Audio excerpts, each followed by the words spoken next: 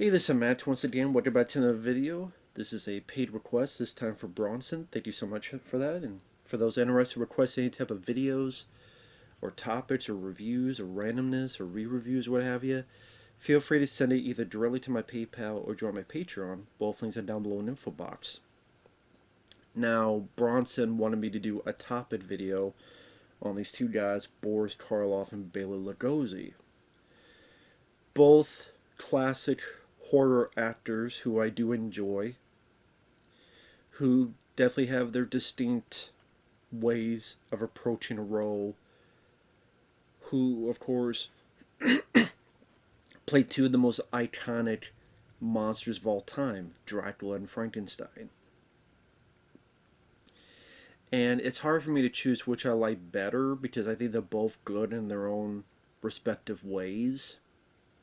I will say at times I was probably drawn more towards Bela Lugosi, because while I think Boris Karloff is a really good actor, especially like the last film, or one of the last films he did was this film I saw recently called Targets, where he played an aging horror star who's thinking of retirement, and while he's pontificating that, there's this guy just going around sniping people and on a tear.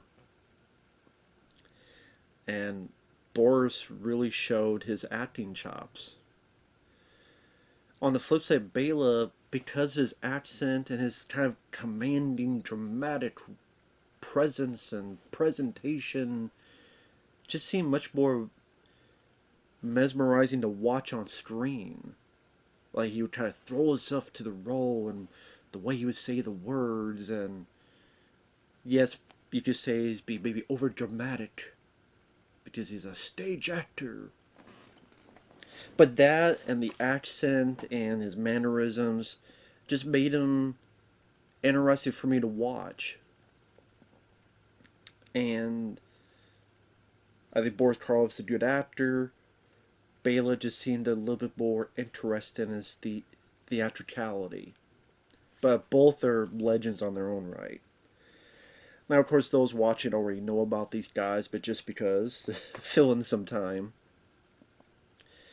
Bela Lugosi played Dracula on the stage, and when there was talks of a movie, they were not even thinking of getting Bela Lugosi.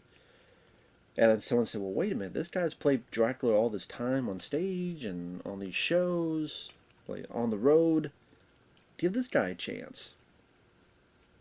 So, they went ahead and let him try, and they go, wow, this guy fits. And he did. Now, I didn't grow with these guys. I mean, obviously, these guys are well before my time, and your time, and all of our time, being in the 1930s. Even as a kid, like, I knew of them because of clips, because of footage. Probably the first time I saw him was Abbott and Costello Meet Frankenstein. I would say the way I grew up with Bela Lugosi was him playing Dracula in that. But I probably say like I knew Dracula more from the Monster Squad and some of these other movies, his appearance in various cartoons, things of that nature, being part of the pop culture. But it wasn't until many, many years later that I saw the Universal Monster movies like Frankenstein and Dracula and all this other stuff. It wasn't until many, many years later. But as it goes, when I finally sat down and watched it, I looked at Bela Lugosi and his full performance. He did good at Still Me Frankenstein, but that's more comedic. Although he plays the role fairly straightforward. When I see Dracula, I go, I did it. I did, you know. I did why he became such iconic for that role. And when people ask, who's my favorite Dracula? Some people say Christopher Lee. Some people say other choices, like Gary Oldman. For me, I would say Bela Lugosi. His mannerisms, he was Dracula. I don't drink wine.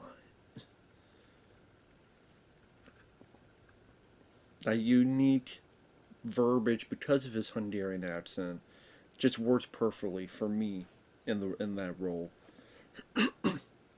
Now afterward, because that was such a huge success, people go, "We don't make more monster movies." Universal goes, let's make more monster movies. Let's go do Frankenstein. And they offered the role to Bela Lugosi. But Bela looked at it and went, there's no lines. There's no dialogue. I'm just grunting.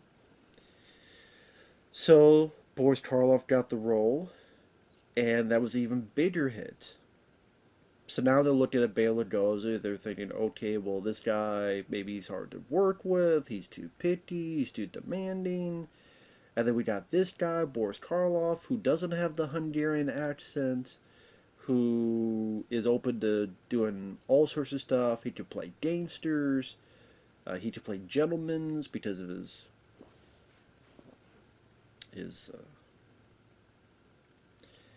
Boris Karloff, because of the way he talked, because he had no accent, he had much more opportunities, the ability to have opportunities. Because let's be honest, back to the day, I always laugh when people go about how, whether because of gender, race, culture, I don't have the opportunities today. I'm sitting there going, are you fucking kidding me? If you think you don't have opportunities today, you should have been back in this day. Because if your gender or your race or anything, you wouldn't have jack shit of opportunities, especially in the film industry.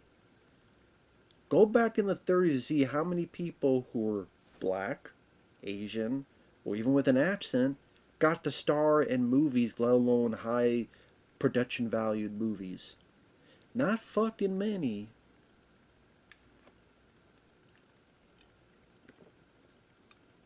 And sadly, that affected Bela Lugosi because of his Hungarian accent. A lot of people, unless playing Dracula or some other roles, they wouldn't cast him. You were not going to see him in a role meant for Humphrey Bogart or Clark Gable or any of the other bigger actors of that time period. It was just never going to happen. You'd argue that you want to see Boris Karloff, but Boris Karloff had a better chance, if not those type of roles, but more roles in general, just because people back in the day, they were just not, frankly, into people with accents or race, color, creed, gender, all that stuff. Just Dan, if you think it's so bad nowadays, you don't know how the fuck. Well, you don't know how it was back then either. You weren't alive then. Yeah, but you read up on history. You know a thing or two. And so with Bela Lugosi, it was saying no to Frankenstein, which turned people off. Went, well, okay, well, this guy's not a team player. Fuck him. Well, Boris Karloff, this guy's willing to put on this makeup and do this, and it's a bigger hit. Okay, so he's willing to do makeup, and he's actually a pretty decent actor, and we don't have to worry about that accent. And they probably made fun of the accent. It's goofy, it's silly. I can't understand what Bela Lugosi's saying. What the fuck is he saying?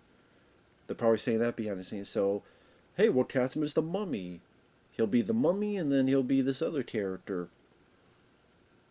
where he speaks more clearly.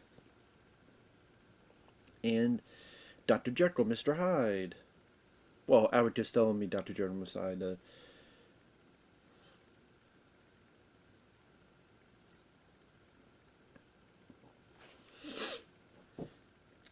Now, like I said, both actors. Oh, yeah, and then the other thing is Bela's saying no to Frankenstein, his Hungarian accent, and sadly later on he got a bit of a drug addiction, which didn't help matters either. And it's a shame that Bela didn't get a whole lot of opportunities to star. Like, there's not many movies you see Bela Lugosi as the hero, as the lead. And it's too bad.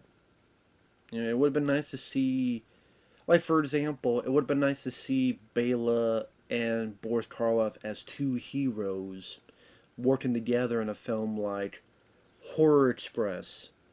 You know, the film with Christopher Lee and Peter Cushing. Because you just say Christopher Lee and Peter Cushing were the Boris Karloff, Bela Lugosi of their day. As said, without the Hungarian accent.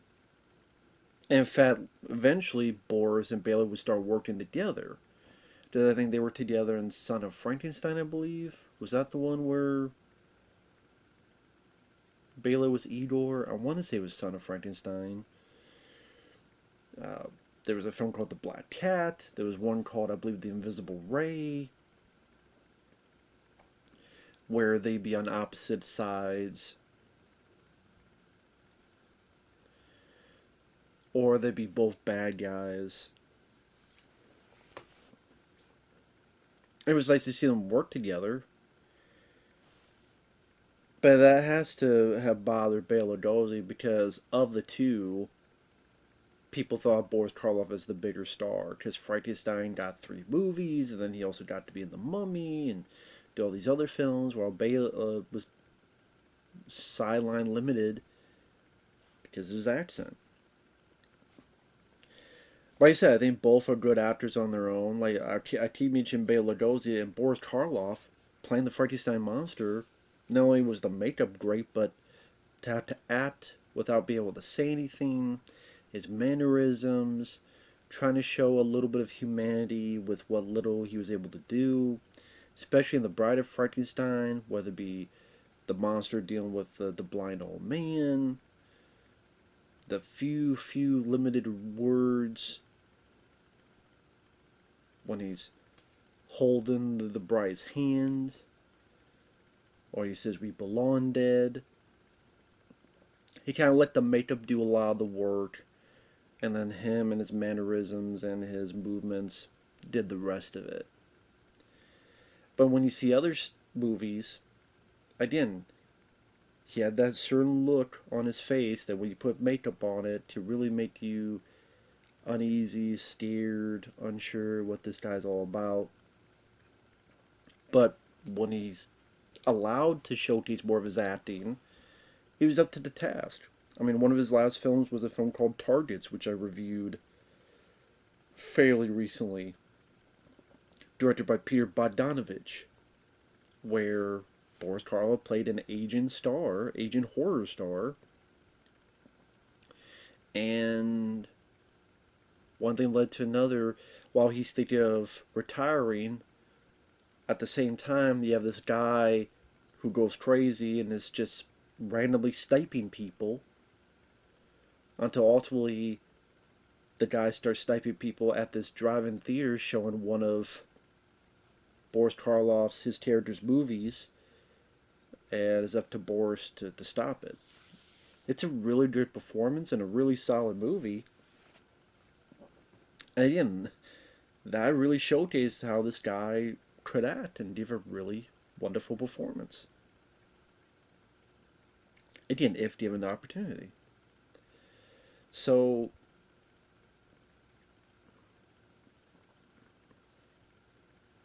again, part of me says it's a shame that they were so limited to doing just horror, because they do seem like good actors in their own different styles. But I mean, that's kind of also the thing back to the day is that once you're in a genre, you kind of just pigeonholed in there, and they don't really want you to stretch that much in other areas and other arenas. Like you were not going to see a lot of comedic stars suddenly do dramatic work. Maybe you would see a star. Maybe it's like a major star, and they could do like an action film or a comedy. Maybe that, but if you're mainly known for comedy, you're pretty much stuck for comedy. If you're mainly known for horror, Lon Chaney Jr., all these other guys, you're kind of stuck in that. With exceptions, of course. But yeah,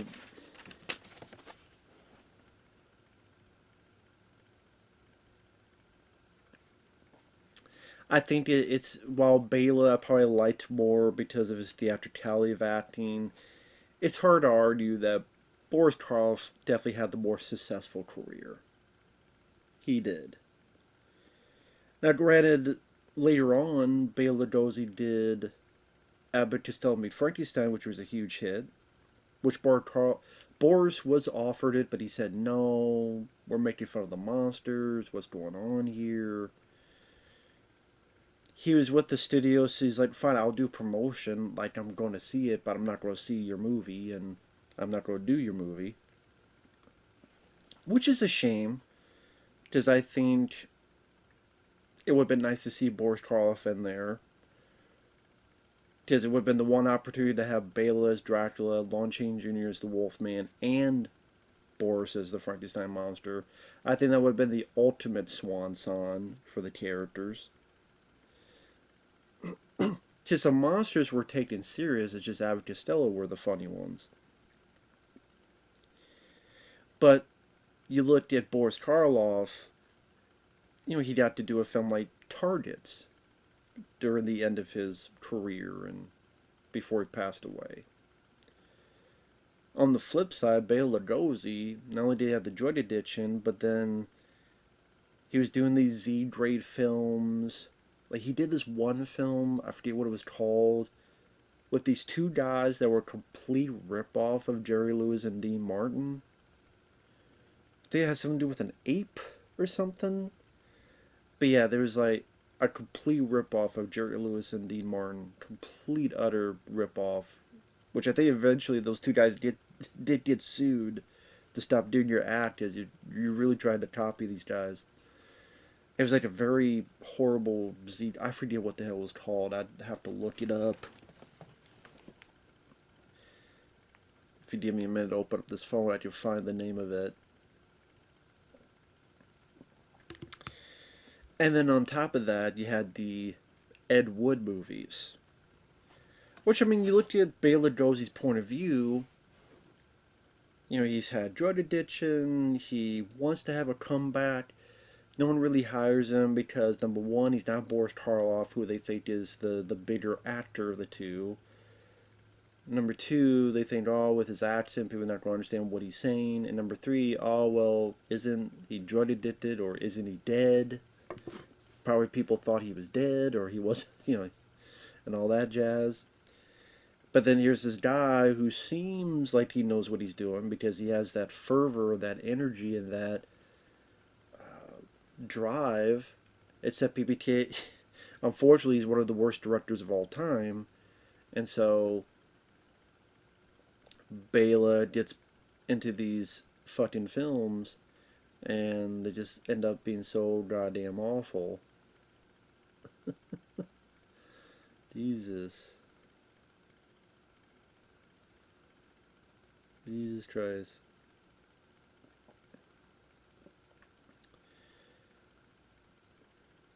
Yeah, he passed away in 1956.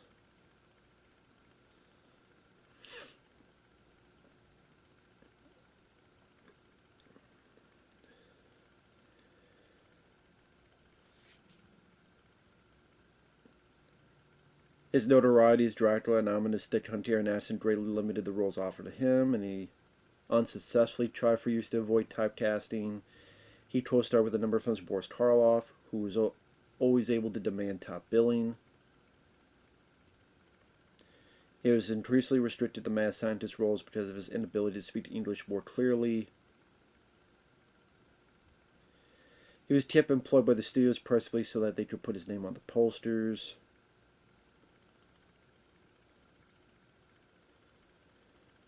He performed major roles in The Black Cat, The Raven, Son of Frankenstein. Even The Raven, Karloff received top billing despite Lugosi performing the lead role.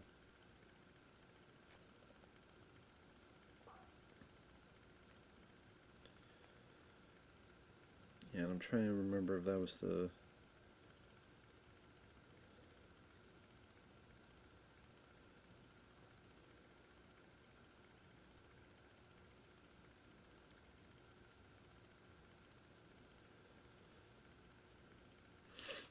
So, by this time, Lugosi had been receiving regular medication for sciatic neuritis, and he became addicted to doctor-prescribed morphine and methadone. The drug dependence was becoming apparent. After Abbott Costello Frankenstein, the offers dwindled to parts of low-budget films. like Ed Wood. And yet you look at his films. I'm trying to look after Dracula. He'd be a fortune teller. He'd be in films like Murders in the Rue Morgue, White Zombie, Island of Lost Souls. Again, he'd be a mad scientist, things of that nature. The Mysterious Mr. Wan.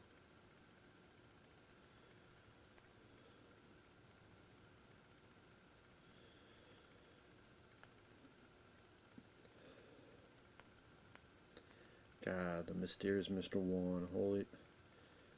A Chinatown shopkeeper. Do you imagine Bela Lugosi trying to play a Chinese guy? I'm trying to see what that one film was. Yeah, he was in The Wolf Man as a supporting character. Bela Lugosi meets a Brooklyn gorilla.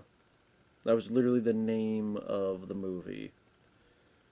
With Duke Mitchell and Sammy Petrillo, who they were ripping off D. Martin Jerry Lewis. And that's a film I know I've seen, and it was pretty terrible. He was a narrator in Glen or Glenda. He played a character in Bride the Monster. He was put in Planet 9 from Outer Space. This is after he passed away, but they had some archive footage. So again, when you look at that stuff and you go, okay, yeah, this guy definitely...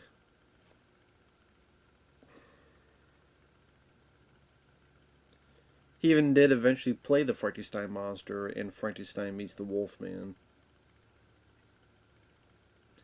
And actually, now that I think about it,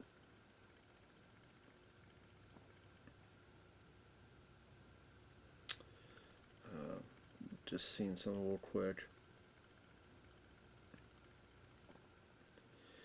Now that I think about it, you know how when people thought of Frankenstein, they always do this? Kind of they put their arms up. When you watch Boris Karloff's Frankenstein, he never did that. Like, he never moved like that. But for many years, people would think of Frankenstein putting his arms up like this. I believe it was from Bela Lugosi's performance. Because for what I remember vaguely, the story that might have been cut out after the fact, or dwindled at least, was that the monster was kind of blind. And because he was kind of blind, he couldn't really, doing this to feel out. But then some of that was cut out. And so then people go, well, why the fuck is he doing that? Well, because that was part of the scripted story, but they got fucking cut out. According to the screenwriter, the monster is still supposed to be blind from the previous film, hence Bela Lugosi's clumsy shuffling around with his arms stretched out in front of him. However, the studio executives apparently thought the accent of Lugosi was unintentionally funny and too ridiculous to be included in the final cut, so the dialogue explaining it was edited out. So audiences was left scratching their heads as to why he was shambling about like that.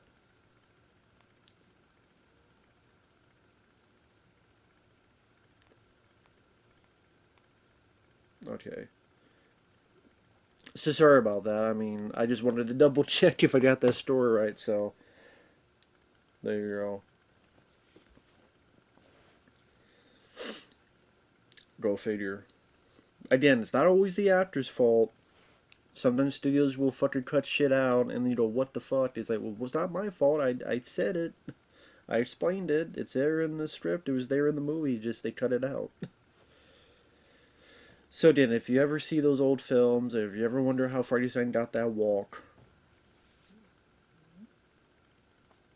technically Bela Lugosi was the first to do it. So he might not have played Frankenstein, but he was still the first to do a pretty famous part of the Frankenstein monster mythos. Physically, at least. But both were good actors in their own right. Both Sally got pigeonholed in the type of roles they did. That's why, it was nice to see Boris Karloff in a film like Tar did, and you sit there going, man, if only other directors gave people at Boris Karloff opportunities like this more. Say we're Bela Lugosi. It would have been nice and refreshing to see, but that's just not how it was back in the day. But with that said, these two are definitely legends.